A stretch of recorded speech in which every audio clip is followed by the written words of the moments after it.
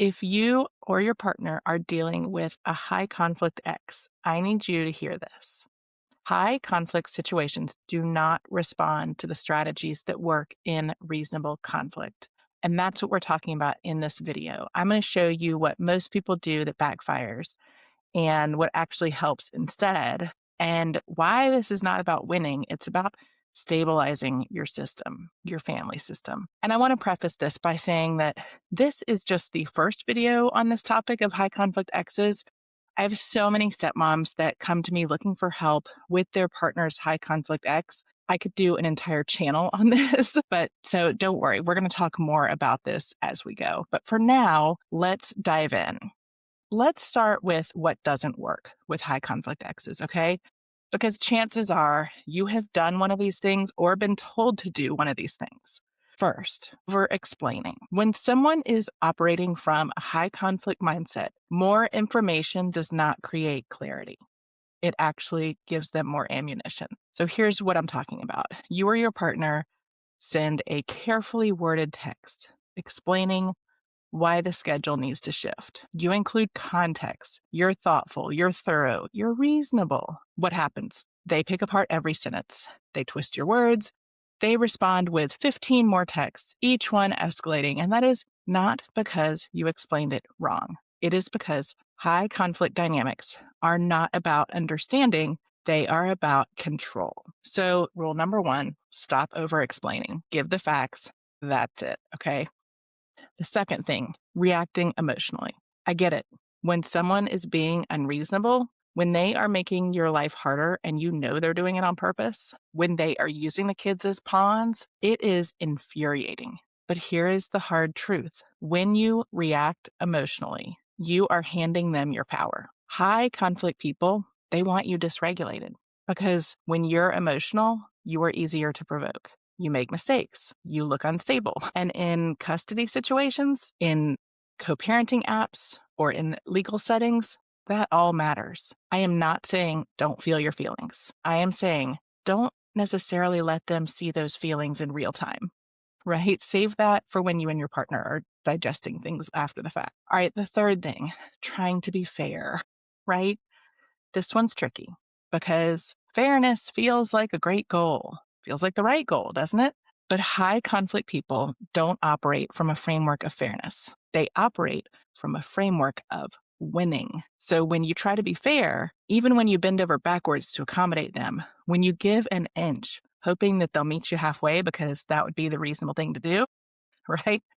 They see it as weakness or that they deserve that inch you're giving. So it is only fair, right? And then they'll keep taking more. I had a client once who kept adjusting her plans to make it easier for her partner's ex. She kept thinking, like, if we just are reasonable enough, if we're doing what's fair, she'll calm down. Guess what? No, she got bolder.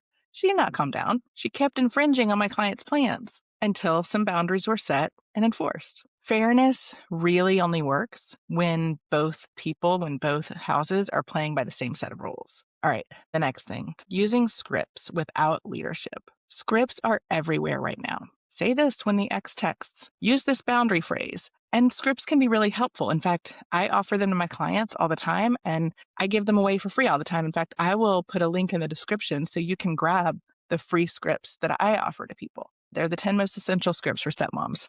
But here is what most people miss about them. Scripts without internal leadership, they're just fancy words, right? If you're saying the right thing, but your energy is anxious, apologetic, uncertain, the high conflict person feels that and they will push harder. If you watch the last video about your stepmom role, I talked about approaching step parenting as a leader. And there really are a lot of parallels. We're not going to go into all that today, but leadership is not always about what you say.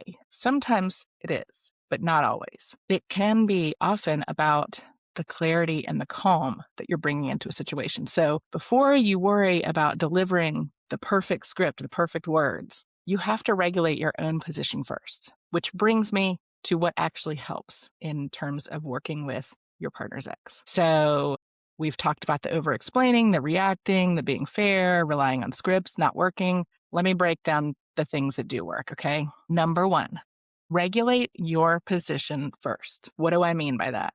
Before you engage with a high conflict person, before you send that text, before you respond to that email, you have to get yourself regulated. And I don't just mean calm, I mean clear. Ask yourself, what is my role here? What is actually my responsibility? What am I trying to control that I can't control? What can I let go? Because here's the thing, high conflict people thrive on chaos. And if you're entering the interaction from a place of fear, frustration, confusion, you're already operating on their turf, on their terms. When you regulate yourself first, when you get clear on what's yours to manage and what's not, like what you can control and what you can't, right? Are you picking up what I'm dropping here? You show up differently. You are not reactive to everything. You're responsive to what you need to be responsive to.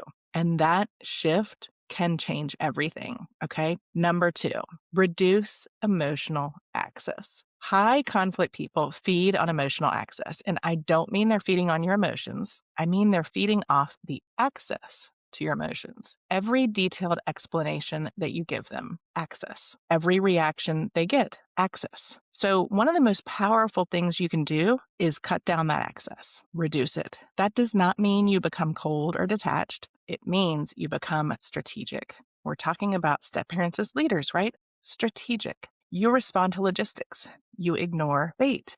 You keep it short, factual, and yes, boring, right? Here's an example. The high conflict ex texts your partner. I can't believe you're doing this again. You never think about what's best for the kids.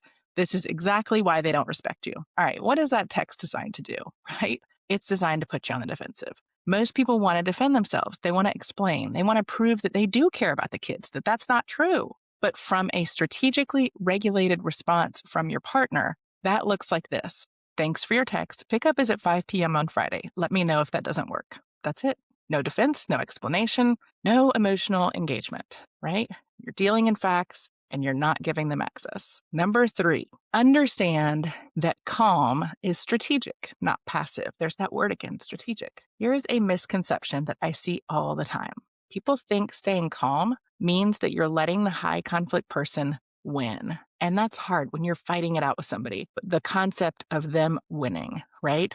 But calm isn't passive. It is strategic. When you stay calm, you make better decisions, you protect your credibility, especially in legal settings. You are modeling stability for your kids or your stepkids. You're refusing to participate in the chaos. You're not letting them win. You're refusing to play the game that they're trying to pull you into. Totally different. And that is also leadership. All right, there is so much more that I could say about what works with the high conflict ex dynamic. So stay subscribed to this channel. The last thing I want to tell you is what we talked about in the last video about anchoring your role. High conflict situations escalate when roles are fuzzy. When stepmom doesn't know what's hers to handle, when her partner isn't clear about their position, when everyone is trying to manage that high conflict person instead of managing the family system, right? This is not about winning. It is not about getting the high control ex to see reason or to calm down or suddenly cooperate, because newsflash, that is probably not going to happen. It is about stabilizing your role in the system so that the chaos doesn't run your life. It's limiting the things that you are trying to control to what you can actually control. Because here is what I've learned in my step family and in coaching hundreds of other step families. You cannot control that high conflict person. Chances are they're going to stay high conflict, right? But you can control how much access you give them to your peace, your energy, and your decision making. And when you get clear on your role and hold that position with calm, strategic leadership, the system stabilizes. Not overnight. This is not a channel about quick fixes. Not overnight. And maybe not perfectly, but it does stabilize. So if you're dealing with a high conflict ex right now, I want you to take this away. Stop over explaining, stop reacting, stop trying to be fair with someone who is not playing by your rules. Instead, regulate you, regulate your position first, reduce your emotional access, and understand that calm is strategic. Now, if you want to see how a coach actually walks through a high conflict case step by step, that is what I'm covering in the next video. I am breaking down a real situation. I'm showing you how to analyze it. And I'm teaching you how to think like a coach, whether you're coaching yourself or whether you're thinking about helping others. So if this was helpful, do me a favor, hit subscribe, give this video a like, and share it. It helps more and more stepmoms and aspiring coaches find this content. So thank you so much for being here. I will see you in the next video.